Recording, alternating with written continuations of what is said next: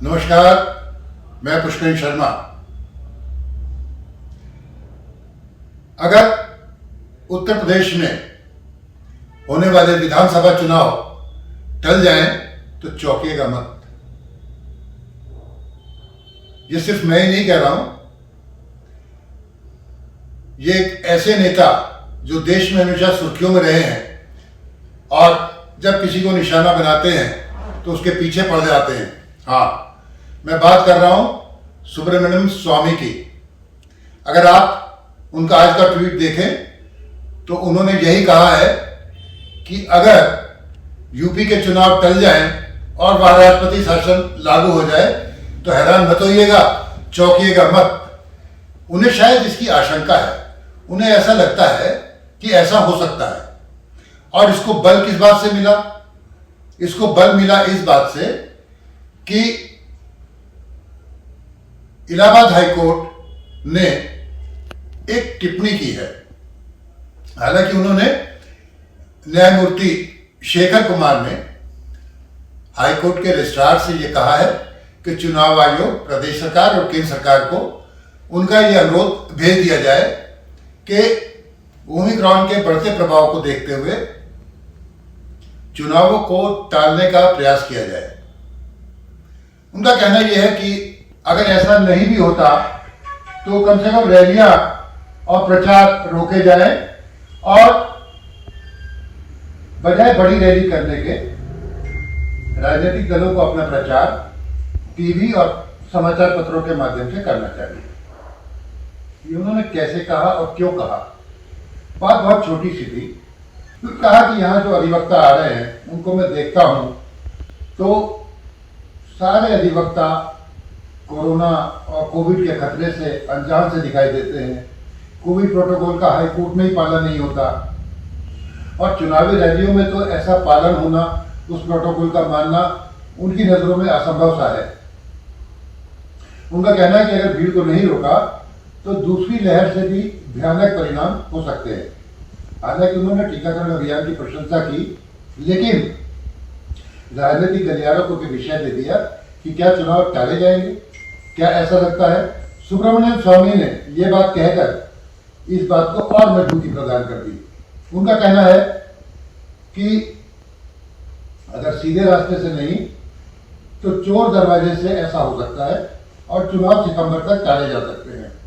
तब यहां पर राष्ट्रपति शासन लागू होगा। हम आपको याद दिलाना चाहते हैं कि आज भी करीब 6000 से ज्यादा कोरोना के केसेस देश में पाए गए हैं, 250 से अधिक मौतें हुई हैं और ओमिक्रॉन के पीड़ितों की संख्या 350 को पार कर गई है। 70,000 एक्टिव केस है।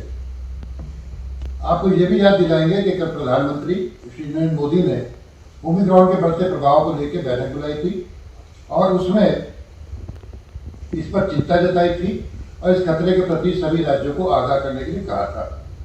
शायद उसी का नतीजा है कि मध्य प्रदेश के बाद आज यानी शुक्रवार को उत्तर प्रदेश सरकार ने 25 दिसंबर की रात से नए कर्फ्यू लागू करने का ऐलान कर दिया है। इसके साथ और भी बहुत सी पाबंदियां फिर से लागू की गई हैं, जैसे विवाह समारोह वगैरह की अनुमति लेनी होगी और 200 से ज्यादा आदमी वहां नहीं होंगे।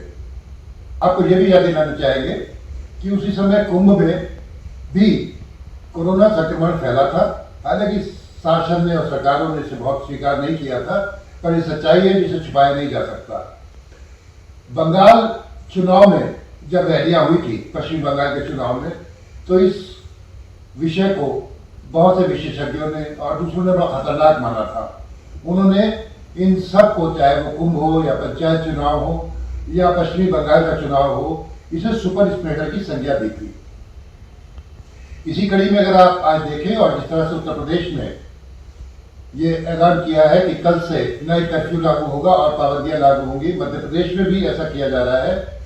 दिल्ली पहले ही सारे समारोहों को स्थगित करने का ऐलान कर चुका है, वहां भी कुछ पाबंदियां बढ़ रही हैं, एयरपोर्ट पर पाबंदियां बढ़ रही हैं। इधर हाईकोर्ट का ये निर्णय, आपको क्या लगता है कि क्या सुब्रमण्यम स्वामी सही कह रहे हैं?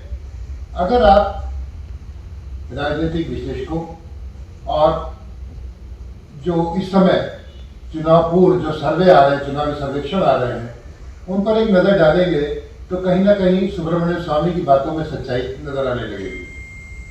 क्योंकि ऐसा हो रहा है कि इस सर्वे में लगातार बीजेपी और मुख्य विपक्षी माने जाने वाले सपा के बीच में वोट प्रतिशत का फासला घटता जा रहा है।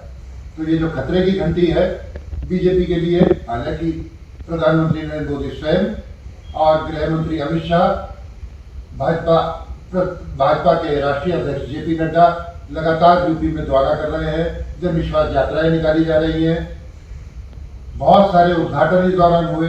आपको याद होगा कि पिछले 40 दिनों में करीब 10 बार प्रधानमंत्री नरेंद्र मोदी प्रदेश का दौरा कर चुके हैं। लेकिन शायद अभी भी भारतीय जनता पार्टी को विकास पर और काशी विश्वनाथ कॉरिडोर यानी सांस्कृतिक राष्ट्रवाद भी शायद पर्याप्त नहीं लग रहा।